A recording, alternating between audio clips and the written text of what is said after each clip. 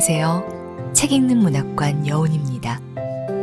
오늘 낭독해드릴 작품은 어니스트 해밍웨이가 쓴 무기여 잘 있거라입니다. 어니스트 해밍웨이는 제1, 2차 세계대전, 스페인 내란 등의 전쟁 상황을 오가며 평생 자신의 소설만큼이나 다채로운 삶을 살았습니다. 또한 작가의 신분이 아닌 기자나 저널리스트, 특파원이 되어 여러 나라를 다녔죠. 특히 아프리카로 여행을 떠나 자신의 작품에 영감을 주는 사냥과 낚시를 한평생 취미로 즐긴 작가로 잘 알려져 있기도 합니다. 무기여 잘 있거라는 그가 젊은 시절 쓴 두 번째 장편 소설이자 처음 쓴 자전적 소설인데요. 그 이전까지 쓴 작품들이 대중적으로는 크게 주목받지 못한 것에 비해 엄청난 인기와 더불어 작품 자체로도 좋은 평가를 받은 작품입니다. 작가 자신이 19 나이에 이탈리아 전선에서 겪은 경험을 바탕으로 쓴 무기여 잘 있거라는 초판이 4만 부나 팔리고 출간한 지 약 4개월 만에 8만 부나 팔리는 엄청난 인기를 누리게 되지요.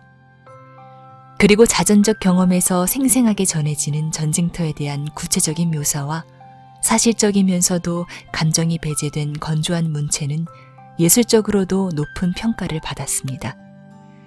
이 작품으로 그는 미국을 대표하는 작가이자 세계적인 작가로 주목받으며 명성과 대중적인 인기 그리고 경제적인 부까지 누리게 되었는데요.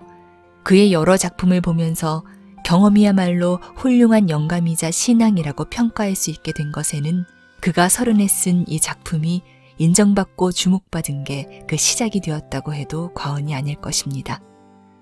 그렇기에 작가와 어딘가 모르게 닮아있는 주인공 프레데릭 헨리를 통해 작품에 녹아있는 작가의 삶과 인생관을 들여다보는 것도 이 책을 읽는 하나의 재미라고 할 수 있을 것 같습니다. 이 작품에서는 제1차 세계대전 중 이탈리아 전선의 의용군으로 종군한 군의관 프레데릭 헨리와 영국인 지원간호원 캐서린 바클리와의 열렬한 사랑이 해밍웨이 특유의 비정하고 허무주의적인 색채로 그려지고 있는데요. 무기여 잘 있거라 라는 제목에서 암스는 무기가 상징하는 전쟁과 캐서린의 두 팔을 상징하는 사랑을 동시에 내포합니다. 우리의 주인공 프레데릭은 전쟁과 사랑에 모두 안녕을 고함으로써 삶에 대해 진정한 깨달음을 얻었죠. 이 책의 결말이 꼭 비극이라고 할 수 없는 까닭은 바로 이 때문인데요. 프레데릭은 죽은 캐서린의 곁에 잠시 머물며 이별을 고하고 난 뒤 호텔로 걸음을 옮깁니다. 언제나 조각상 같은 캐서린의 곁에 머물 수 없다는 것을 그도 잘 알고 있었지요. 사랑을 통해 삶의 의미를 깨달은 그는 또 다른 전쟁터를 향해 묵묵히 걸어갈 것입니다.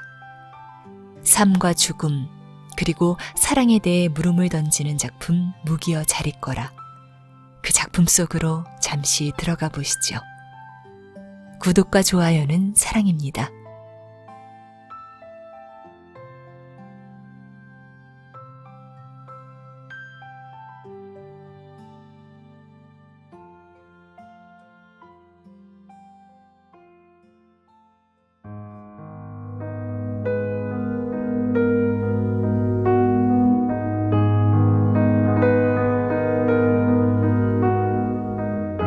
무기여 잘 있거라. 어니스트 해밍웨이 지음, 이유정 옮김. 발행 더 클래식.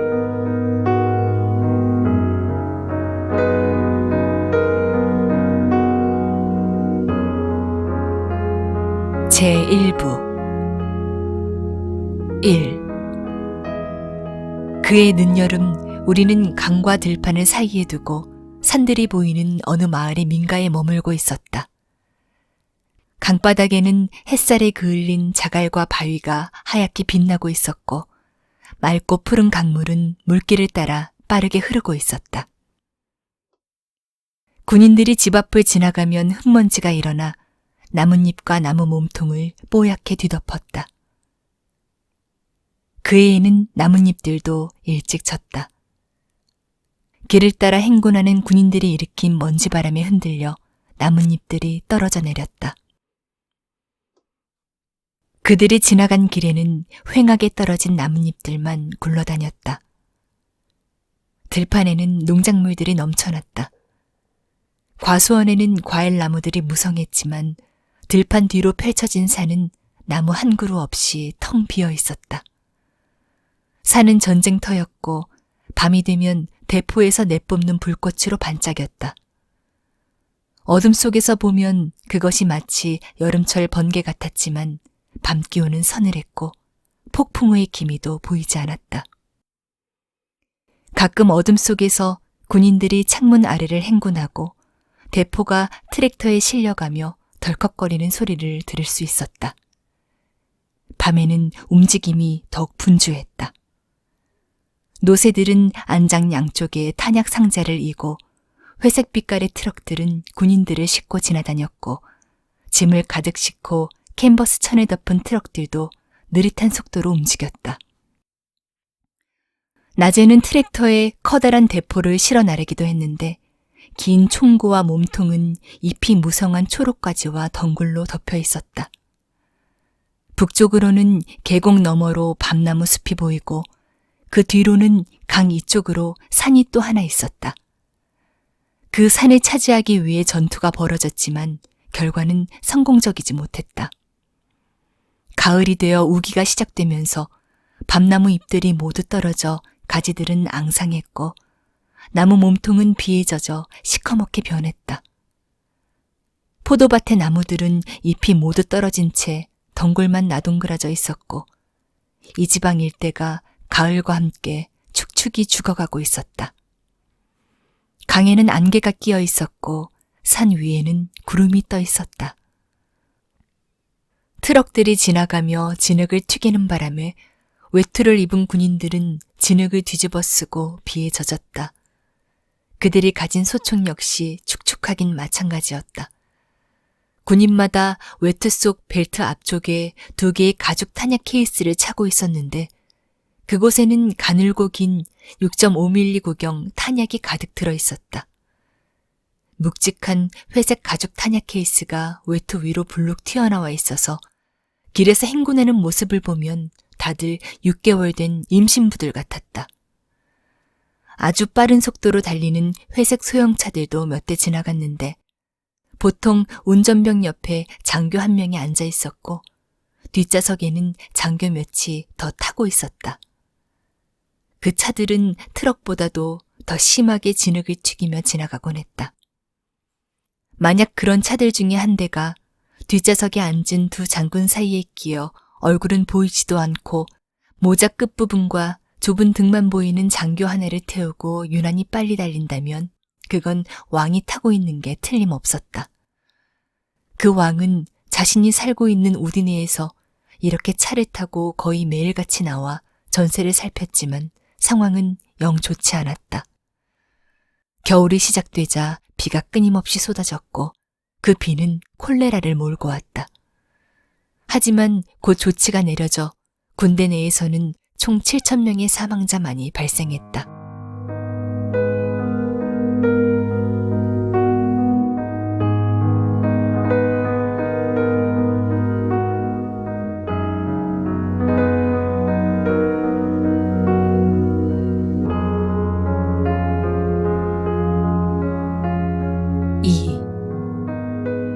그 이듬해에는 여러 번 승리를 거두었다. 계곡과 밤나무 숲이 있는 비탈 너머의 산도 우리 차지가 되었고 남쪽 고원에 있는 평야 뒤로도 승리를 거두었다. 우리는 8월에 강을 건너 고리치아의 민가에 머물게 되었다. 그 숙소에는 분수가 있었고 담이 있는 정원에는 잎이 무성한 나무들이 자라고 있었으며 숙소 벽을 따라 자주색 등나무 덩굴이 늘어져 있었다. 이제 전투는 1.5km 거리 정도밖에 안 되는 그리 멀지 않는 건너편 산에서 벌어지고 있었다. 마을은 매우 아름다웠고 숙소는 굉장히 쾌적했다. 마을 뒤쪽으로 강이 흐르고 있었는데 쉽게 차지한 이 마을과는 달리 강 건너편 산은 웬만해서 넘어올 기색이 없었다. 마을을 죄다 폭파시키지 않고 조금씩만 살짝 건드려 놓은 것 같은 모습이 언젠가 전쟁이 끝나고 나면 오스트리아 군인들이 다시 이 마을로 돌아오고 싶다고 생각하는 것 같아서 나는 기분이 좋았다. 마을 사람들도 여전히 마을에서 계속 생활하고 있었다. 골목길을 따라 올라가다 보면 병원이나 카페가 있었고 포병대가 주둔하고 있었으며 군인들과 장교들을 위한 창로도 각각 하나씩 있었다. 여름이 끝나자 밤공기가 서늘해졌다. 전투는 마을 건너 산에서 계속되고 있었다. 철교에는 총알 자국들이 남았고 강가에 있는 터널이 무너져 내렸다. 광장까지 쭉 이어진 가로수들이 광장 주위를 둘러싸고 있었고 마을에서는 여자들을 볼 수도 있었다. 이따금씩 차를 타고 지나다니는 왕의 얼굴과 회색 염소 수염, 긴 목과 가냘픈 몸도 목격할 수 있었다. 포탄의 벽이 날아간 집들은 그 속을 훤히 드러냈고 그 파편 가루가 정원 그리고 가끔은 길가에까지 튀어 있었다. 카르소 지방에서도 전세가 순조로워서 그의 가을은 그 전년 가을과는 굉장히 다른 느낌이었다. 전쟁도 변한 것이다. 마을 반대편 산에 있는 참나무 숲은 이제 사라져버렸다. 우리가 이 마을로 왔던 여름에 울창했던 숲은 이제 나무 밑동과 잘려나간 몸통만 남고 땅바닥은 파헤쳐져 있었다.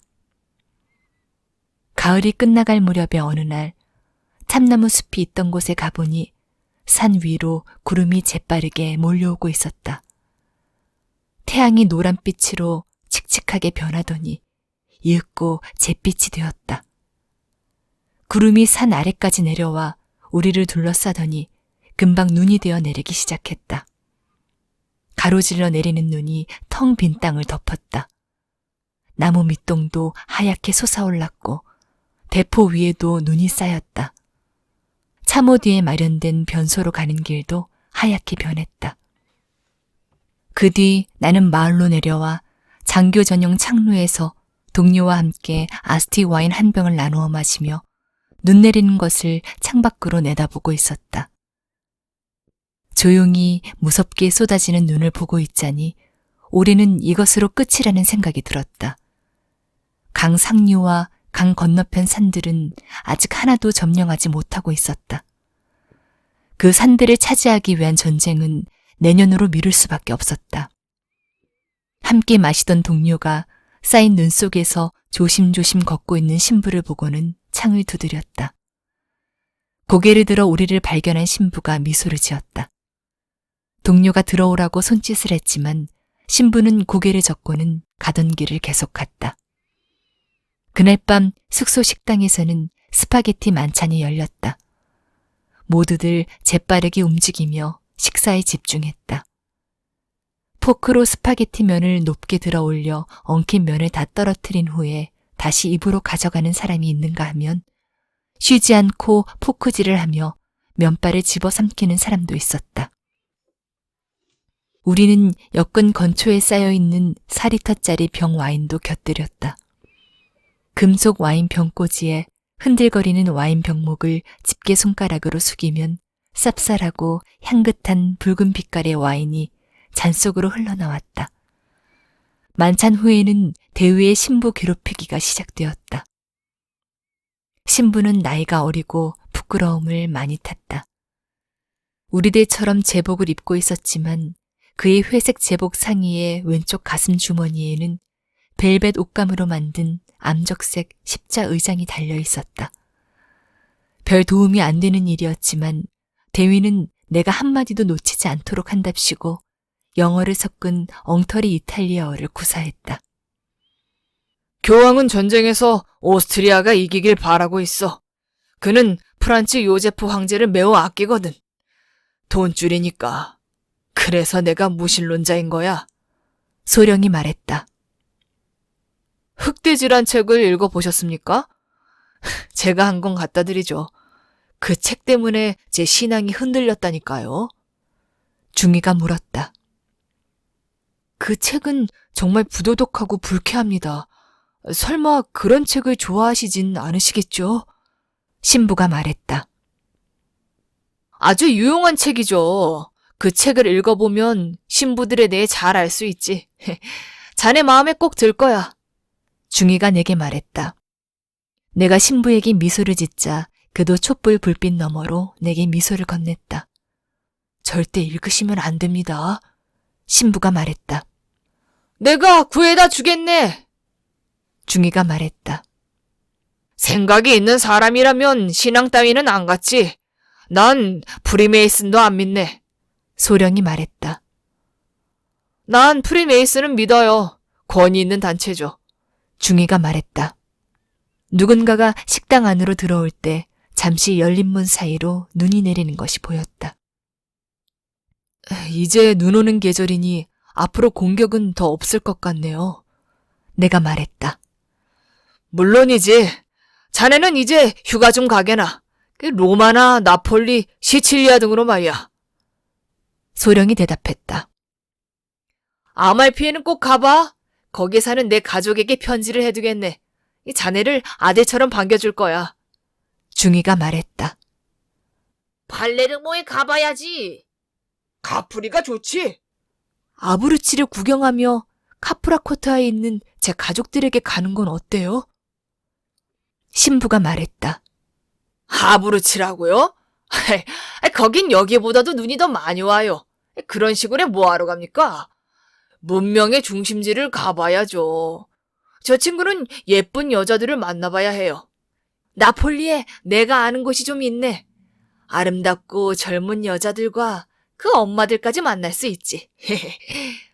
대위는 엄지손가락을 위로 하고 손을 펼쳐 벽에 그림자를 만들었다. 한시라도 빨리 휴가를 가게나. 소령이 말했다. 내가 함께 가서 구경시켜주고 싶군. 중이가 말했다. 돌아올 때 죽음기도 가져오게. 좋은 오페라판도 챙겨와. 가루소 판을 가져오게. 가루소는 별로야. 소리를 꽥꽥 질러대잖아. 자네도 그런 목소리를 갖고 싶지 않나? 그 사람은 소리만 질러댄다니까. 아브루치에 꼭 가봐요. 신부가 말했다. 장교들은 시끄럽게 수다를 떨고 있었다. 사냥하기 좋아요. 사람들도 좋고 쌀쌀하긴 해도 공기가 참 맑고 상쾌해요. 우리 집에서 지내세요. 부친이 사냥 전문가거든요. 자, 이제 가세. 문 닫기 전에 창로에 들러야지. 대위가 말했다. 안녕히 주무세요. 내가 신부에게 인사를 했다. 들어가세요. 신부가 대답했다.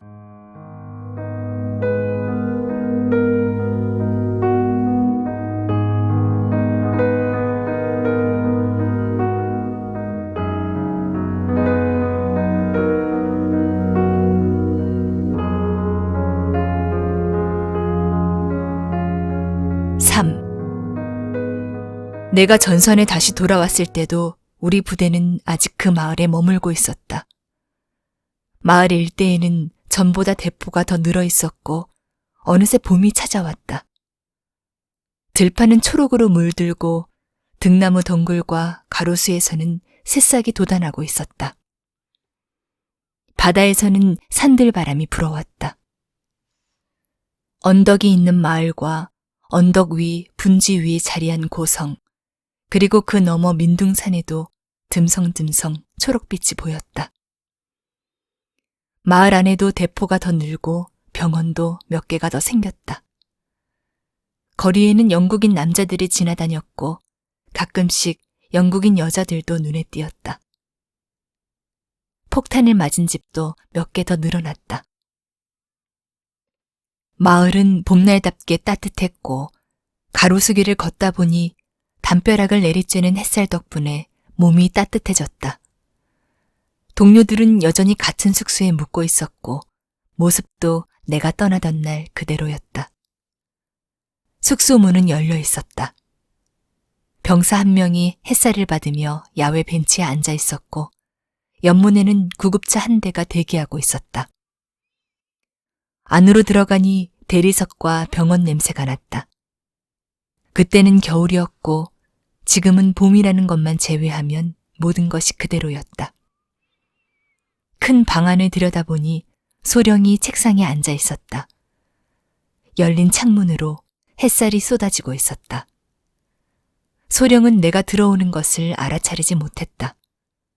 나는 그 방 안으로 들어갈지 아니면 위층에 올라가 샤워부터 할지 망설이다 결국 샤워부터 하기로 했다. 리날디 중이와 함께 쓰는 내 방에서는 앞마당이 내려다 보였다. 창문은 열려 있었고 내 침대에는 담요가 단정하게 덮여 있었다.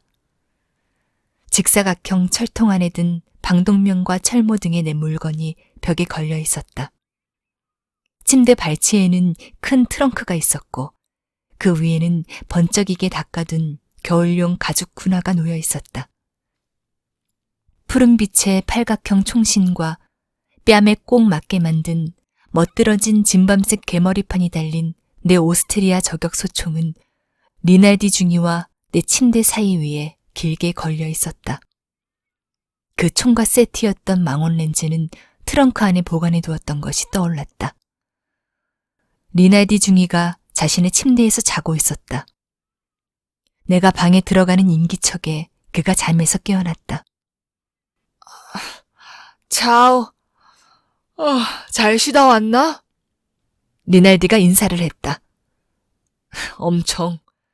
그가 악수를 하고는 내 목에 한쪽 팔을 두르더니 뽀뽀를 했다. 뭐야. 내가 말했다. 아유, 정말 더럽군. 가서 좀 씻어야겠네. 어디에 가서 뭘 했나? 어서 다 말해보게, 응? 리날디가 말했다. 여러 군데 다 가봤네.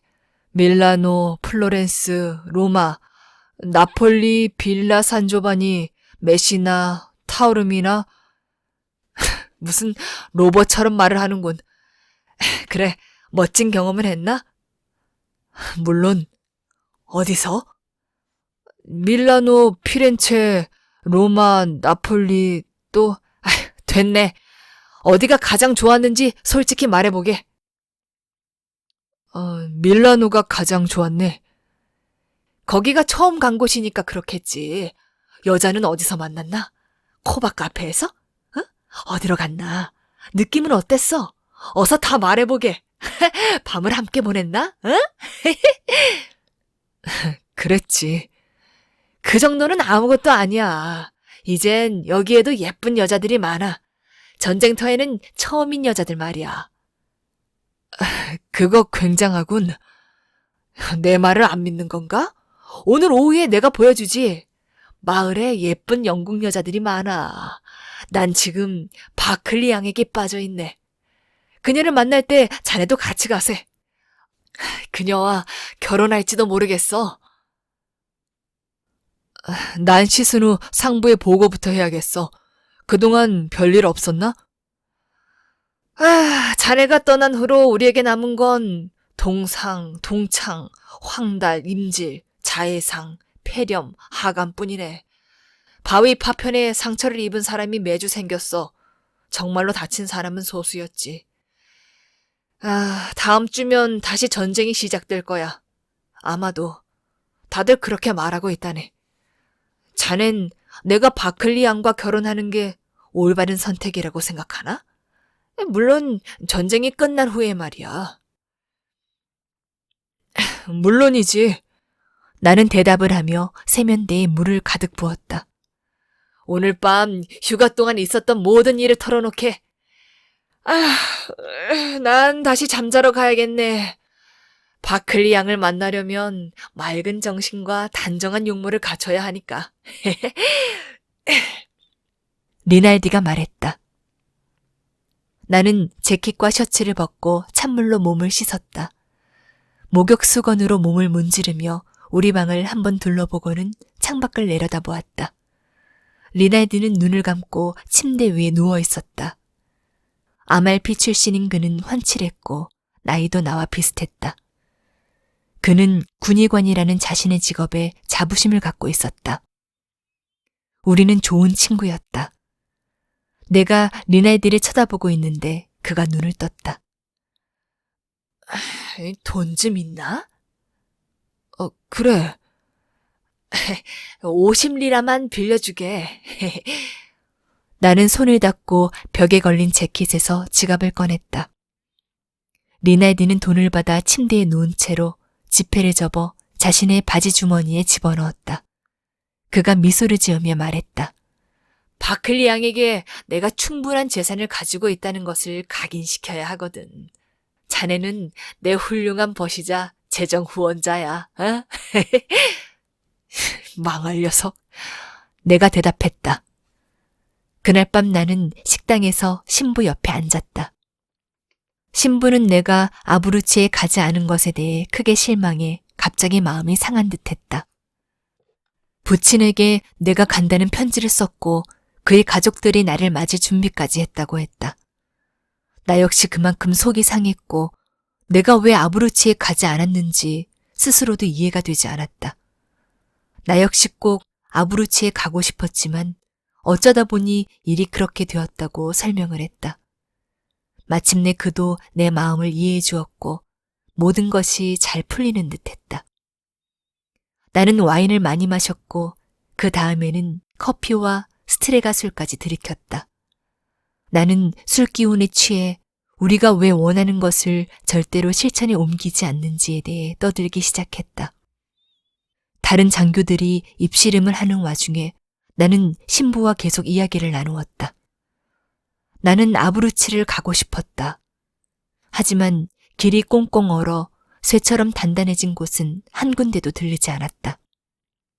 구름 한 점 없이 맑고 추운 곳, 눈이 밀가루처럼 흩날리고 토끼 발자국이 눈밭에 찍혀 있는 곳, 농부들이 밀짚 모자를 벗으며 나에게 굽실거려서 사냥하기 좋은 그런 곳에는 가지 않았다. 대신 일부러 담배 연기가 자욱한 카페를 찾았다. 밤마다 술에 취해 있었으며 방이 빙글빙글 도는 것을 피해 벽을 쳐다보고 있어야 했다. 언뜻 잠에서 깼을 때 옆에 있는 여자가 누군지 모른다는 것이 이상할 만치 흥분되었고 어둠 속 세상은 현실처럼 느껴지지 않았다.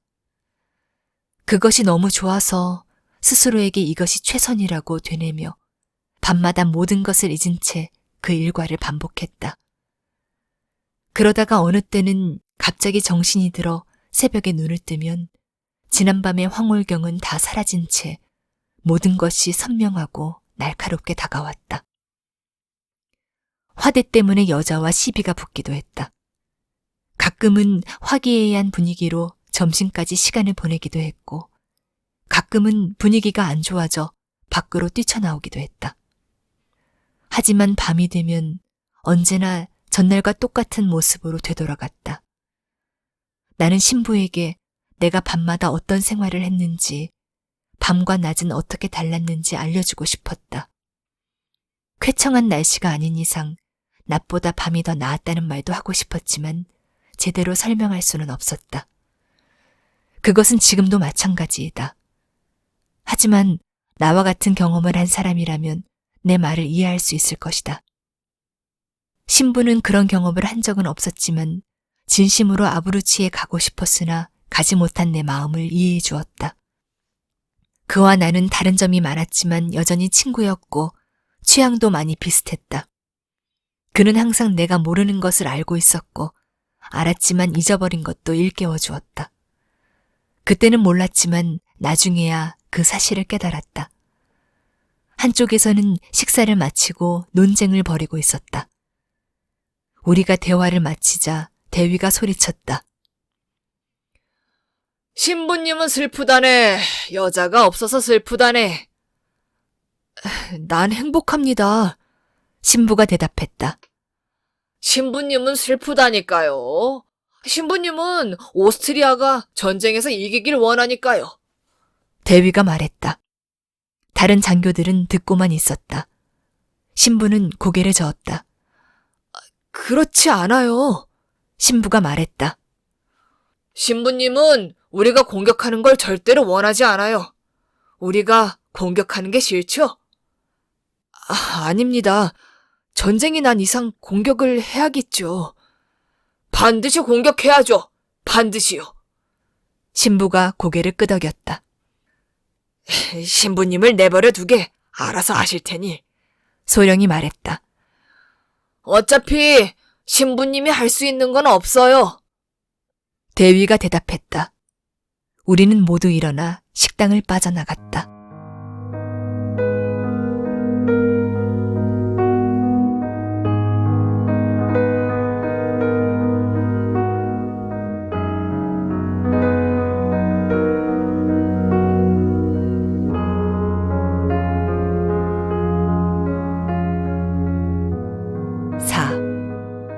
이웃집 정원에서 나는 대포 소리에 잠을 깨보니 창문으로 햇살이 쏟아져 내렸다. 나는 침대에서 일어나 창문을 내려다보았다. 돌길은 젖어 있었고 풀밭에는 이슬이 맺혀 있었다. 대포는 2번 발사되었고 그때마다 바람이 불어와 창문을 흔들고 파자마 끝을 펄럭였다. 대포의 모습은 보이지 않았지만 우리를 향해 쏘는 것이 분명했다. 근처에 대포가 있다는 것이 거슬렸지만 크기가 그 정도라는 것에 마음이 놓였다. 정원을 내려다보고 있는데 거리 쪽에서 트럭 소리가 났다. 나는 옷을 입고 아래층으로 내려가 부엌에 들러 커피를 마신 후 차고로 향했다. 차 열대가 기다란 차고 지붕 아래 나란히 줄지어 있었다. 지붕이 높고 앞이 뭉툭한 회색 구급차들이 마치 이삿짐 운반 트럭 같은 모양을 하고 있었다. 정비병들이 마당에서 구급차 한 대를 손보고 있었다. 다른 세 대는 산 위에 있는 응급치료소에 가 있었다. 저기 우리 포대를 포격한 적이 있었나? 내가 정비병 중 한 명에게 물었다. 아니요, 중위님. 우리는 언덕에 가려 있어서요. 그동안 상황은 어땠나? 괜찮습니다. 이 녀석은 상태가 별로지만 나머지는 잘 나가요. 정비병이 하던 일을 멈추고 미소를 지었다. 휴가는 잘 다녀오셨나요? 그래. 그가 작업복에 손을 닦더니 씩 웃었다. 즐거운 시간을 보내셨겠죠? 다른 정비병들도 따라 웃었다. 그랬지. 이 차는 뭐가 문제지? 내가 대답했다. 상태가 안 좋아요. 계속 말썽이네요. 이번엔 뭐가 문제인데? 베어링을 갈아야 해요. 나는 정비병들이 일할 수 있도록 자리를 떠났다. 엔진이 열린 채 부품들이 작업대 위에 널려 있었다. 속이 텅 빈 구급차는 초라하게 그지없었다. 차고로 들어가 구급차를 한 대씩 살펴보았다. 몇 대는 금방 세차를 해 깔끔했고 먼지가 쌓인 것들도 있었지만 대체로 깨끗한 편이었다. 타이어가 잘려나갔거나 돌에 찍힌 부분이 없는지도 꼼꼼히 살펴보았다. 모두 이상은 없어 보였다. 내가 이곳을 떠나 상황을 살피지 못한 동안에도 다들 별 지장을 받지 않는 듯했다. 이제까지 구급차의 상태가 상당 부분 나에 의해 결정된다고 생각했다. 부속품의 구비 목록을 체크하고 환자들을 산 위에 있는 응급치료소에서 치료 후송소로 옮긴 후 서류에 명시된 병원으로 잘 배치될 수 있게 감시하는 일도 내가 맡고 있었다. 하지만 내가 없어도 모든 것은 잘 돌아가고 있었다. 부속품은 문제없이 잘 입고되었나? 내가 공병 하사에게 물었다. 네, 중위님. 주유소는 아직 그 자리에 있고? 네, 같은 자리에 있습니다. 알았네. 나는 숙소로 돌아와 식당 식탁 위에 있는 커피를 또 한 잔 마셨다. 연유를 넣은 옅은 잿빛의 커피는 달콤했다. 창밖은 쾌청한 봄날 아침이었다. 코 속이 건조해지는 것을 보니 오후가 되면 더워질 것 같았다. 그날 나는 산 위에 있는 응급치료소에 들렀다. 오후 늦게 마을로 내려왔다. 내가 떠나 있는 사이 모든 것이 더 순조롭게 진행되고 있었다. 곧 전쟁이 다시 시작될 거라고 했다. 우리 부대는 강 상류층을 공격할 예정이었고 소령은 전투 중에 필요한 응급치료소 계획을 나에게 일임했다. 공격은 강 건너 협곡부터 산 허리까지 넓게 펼쳐질 계획이었다. 그래서 구급차 기지는 강에서 최대한 가깝고 눈에 띄지 않아야 했다. 물론 기지의 위치를 정하는 건 보병들이겠지만 내가 직접 챙겨야 했다. 이런 일을 할 때면 마치 내가 주요 역할을 맡은 군인이 된 것 같은 착각이 들기도 했다. 나는 먼지에 뒤덮여 지저분해진 몸을 씻기 위해 방으로 올라갔다.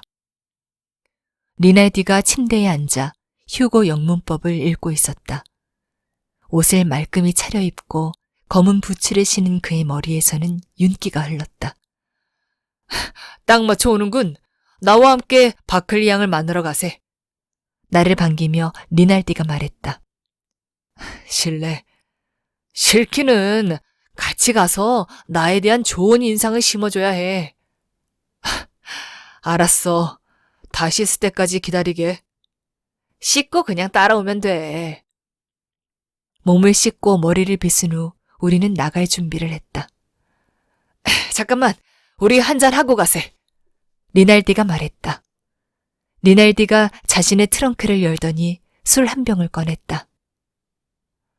스트레가 말고, 내가 말했다. 스트레가가 아니야. 그라파지. 좋아. 리날디는 그라파 2잔을 따랐고 우리는 잔을 부딪혔다. 그라파는 매우 독했다. 한 잔 더? 좋지. 내가 대답했다. 우리는 그라파 한 잔씩을 더 마셨다. 리날디가 술병을 치운 후 우리는 아래층으로 내려갔다. 마을을 걸으니 열기가 느껴졌지만 마침 해가 지고 있어서 딱 기분 좋은 기온이었다.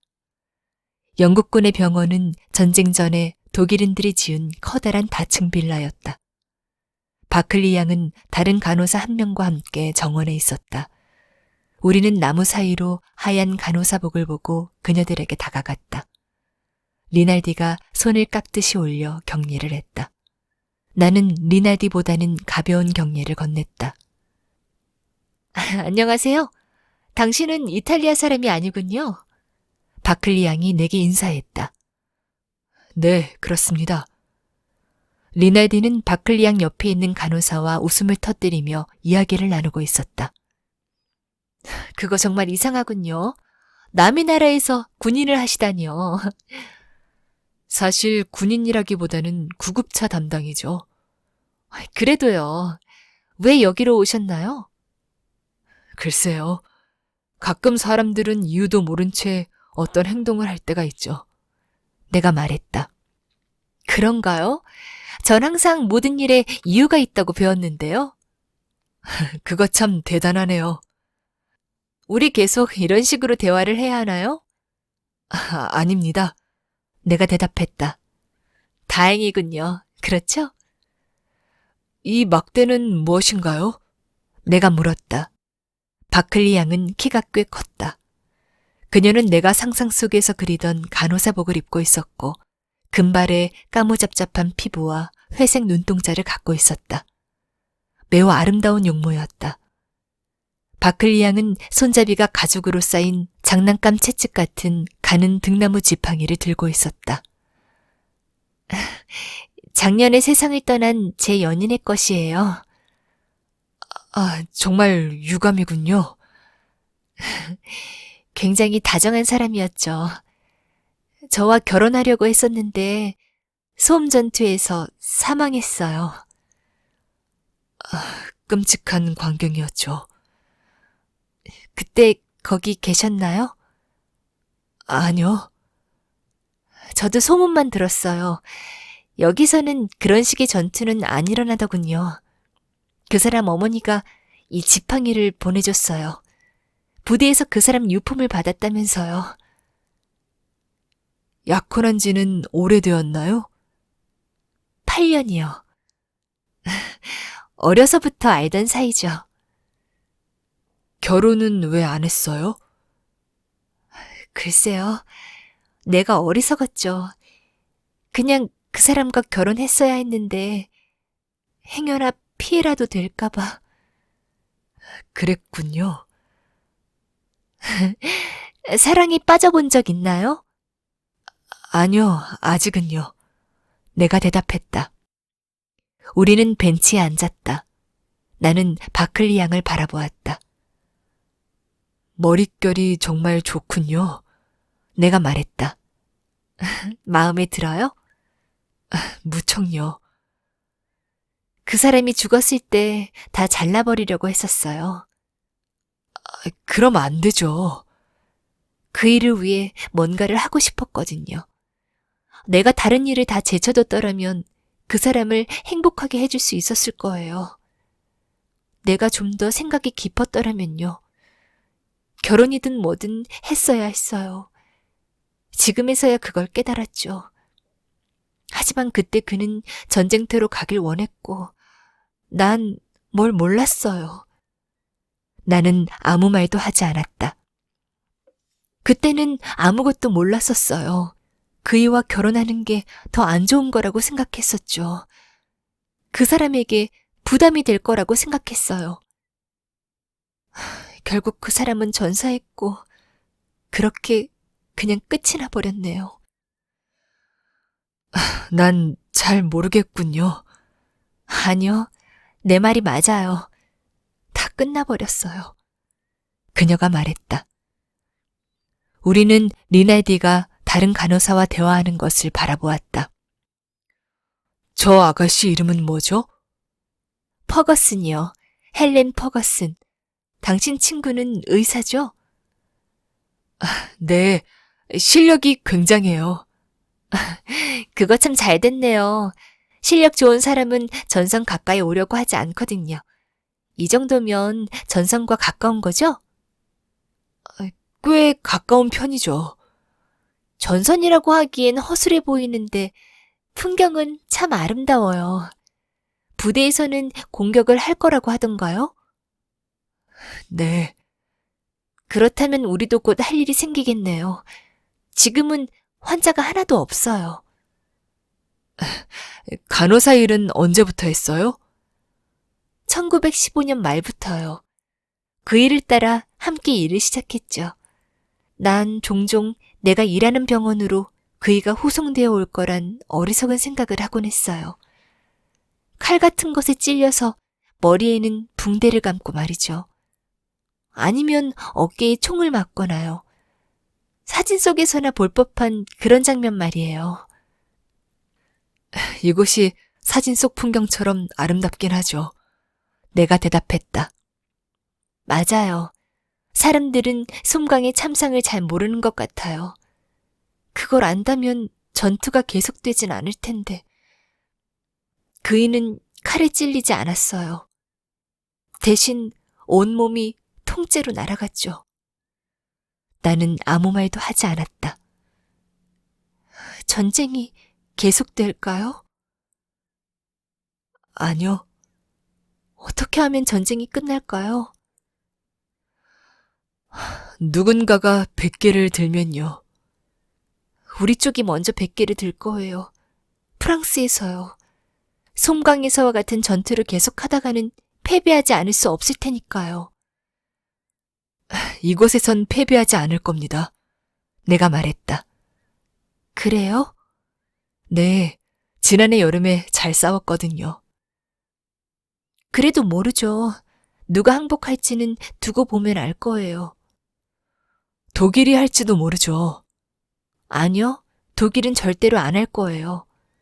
우리는 리날디와 퍼거슨 양에게로 걸어갔다.